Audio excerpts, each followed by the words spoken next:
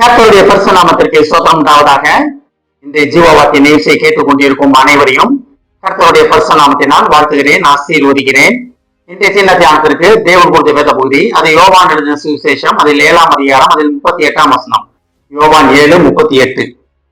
வேத வாக்கியம் சொல்லுகிறபடி, என்னிடத்தில் விசுவாசமாய் இருக்கிறவன் எவனோ அவன் உள்ளத்திலிருந்து ஜீவ தண்ணீர் உள்ள நதிகள் ஓடும் என்றார்.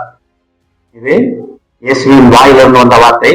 சீடர்கிட்ட மற்றவங்க மத்தியில பேசும்பொழுது சொன்ன ஒரு வார்த்தை நமக்கு எல்லாமே தெரியும். ஓய்வு நாள் அன்று, மாதத்தின் 2ஆம் நாள் அன்னைக்கு, உங்களுக்கு எல்லாம் தெரியும், ஓய்வு நாள் அன்னைக்கு தேவன் உங்களோட சொல்ல ஆசைப்படிய ஒரு காரியம் என்னவென்றால், ஜீவ தண்ணீருள்ள நதிகள் உங்களிடத்திலிருந்து புறப்பட போகிறது.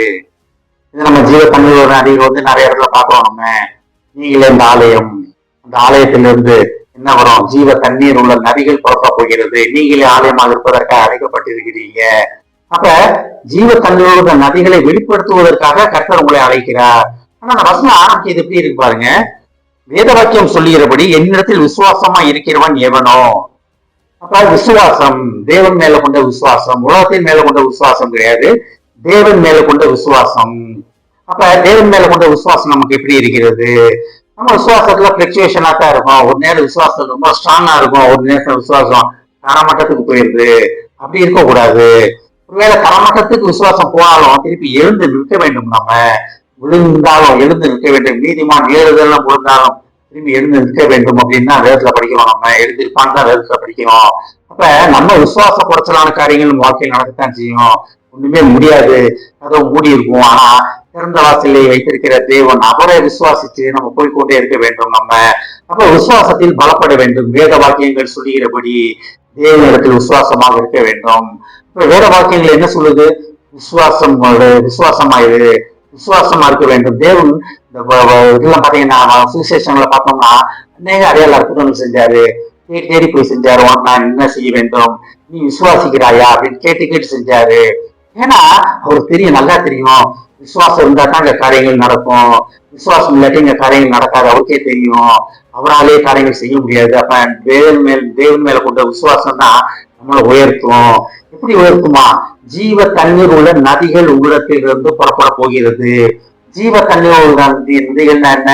உங்களை வரவங்க, உங்களை பாக்குறவங்க, உங்க வீடு பக்கத்துல இருக்கவங்க எல்லாருமே ஆசீர்வாத மிகுதியாக கிடைக்க போகுது. அவங்களுக்கு ஆசீர்வாதத்தால் அவங்க நிரப்பப்பட போகிறாங்க. ஜீவ தண்ணீர் உள்ள நதிகள், ஜீவ தண்ணீர் நதிகள் ஒருபோதும் வற்றி போகாத நதிகள், ஜீவ நதிகள்னு படிக்கிறோம் நம்ம. அதெல்லாம் பாத்தீங்கன்னா காலத்துல வற்றி போகாத தண்ணி எப்போதுமே ஓடிக்கொண்டே இருக்கும். அதே போலதான் ஜீவ தண்ணீர் உள்ள நதிகள். உலக ரீதியா நம்ம சொல்றோம் ஜீவ நதிகள்னு சொல்றோம். ஆனா கர்த்தர் என்ன சொல்றாரு பாருங்க, ஜீவ தண்ணீர் உள்ள நதிகள் உங்களிடத்திலிருந்து புறப்பட ஆயத்தமாக இருக்கிறது. எப்ப? வேத வாக்கியம் சொல்கிறபடி அவரிடத்தில் நாம் விசுவாசமா இருக்க வேண்டும். கர்த்தர் மேல் நம்ம விசுவாசமா இருக்க வேண்டும். ஒருவேளை இதுவரைக்கும் எப்படி இருந்தாலும் கவலையே கிடையாது, இதை பத்தி எந்த ஒரு கவலையும் கிடையாது, நம்ம எந்த இடத்துல இருந்தாலும் கவலை கிடையாது. நம்ம வாழ்க்கையை அப்படியே மாற்றி போட வல்ல தேவன் ஒருவர் உண்டு. ஆனா நம்ம செய்ய வேண்டிய ஒரே ஒரு காரியம், அவர் மேல் விசுவாசமா இருக்க வேண்டும். வேத வாக்கியங்களின் மேல் விசுவாசமா இருக்க வேண்டும். வேத வாக்கியங்கள் நமக்காக எழுதப்பட்டிருக்கிறது, நம்ம கையில கொடுக்கப்பட்டிருக்கிறது. எல்லா வீட்லயும் வேதம் உண்டு. ஆனா அது மேல் விசுவாசம் வைத்து அதை படிக்கிறோமா? இன்றைய தினம் தேவன் ஒரு சொல்ல ஆசைப்படுகிற ஒரு காரியம் என்னவென்றால், உங்களிடத்தில் இந்த ஜீவ தண்ணீர் உள்ள நதிகள் புறப்பட போகிறது. நீங்க புறப்பட்டு விட்டது. அந்த நதிகளுக்கு அணை போட்டு நம்ம தான் தடுத்து வைத்திருக்கிறோம். அதை திறந்து விடுவோம். வேத வாக்கியங்கள் சொல்லுகிறபடி அவர் மேல் விசுவாசமாக இருப்போம். ஆமென். ஜெபிப்போம். எங்களை அதிகமாக நேசிக்கும் அன்பின் பரலோக பிதாவே, வேத வாக்கியங்களில் சொல்லுகிறபடி இன்னிடத்தில் விசுவாசமாக இருக்கிறவன் எவனோ அவனிடத்திலிருந்து ஜீவ தண்ணீரோட நதிகள் புறப்படும் என்று சொன்ன மகா கிருபைக்காக நன்றி ஆண்டவரே. ஜீவ தண்ணீர் உள்ள நதிகள் எங்களிடத்திலிருந்து புறப்பட்டதற்காக நன்றி ஆண்டவரே. நாங்கள் உண்மையில் விசுவாசம் வைத்திருக்கிறோம் ஆண்டவரே. அந்த விசுவாசத்தினாலே அந்த ஜீவ தண்ணீர் உள்ள நதிகள் எங்களிடத்தில் இருப்பதை உணர்ந்து நாங்கள் முழுமையாக உம்மிடத்தில் எங்களை சமர்ப்பிக்கிறோம் அப்பா.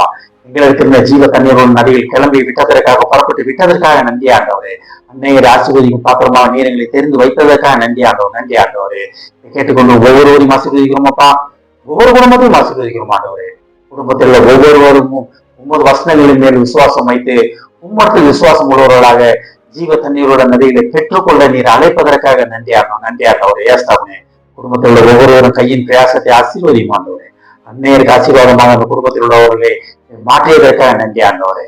ஆசீர்வதிக்கும் அப்பா. இயேசுவின் மூலமாக கேட்கிறேன் நல்ல பிதாவே. ஆமென். கர்த்தர் உங்களை ஆசீர்வதிப்பாராக.